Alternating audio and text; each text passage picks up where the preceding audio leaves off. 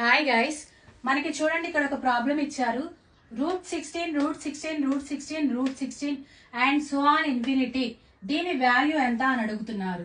మనకి ఇన్ఫినిటీ ఇచ్చినప్పుడు రూట్ లో ఏ వాల్యూ అయితే ఉంటుందో ఆ వాల్యూనే మనకి ఆన్సర్ అవుతుంది. 16 ఇది మనందరికీ తెలుసు.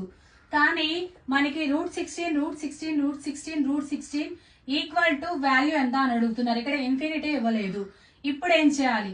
ఇక్కడ మనకి రూట్ లో ఇచ్చిన వాల్యూని 16 ఇక్కడ వేసుకోవాలి. ఇప్పుడు మనకి రూట్ అంటే 1/2 అని తెలుసు.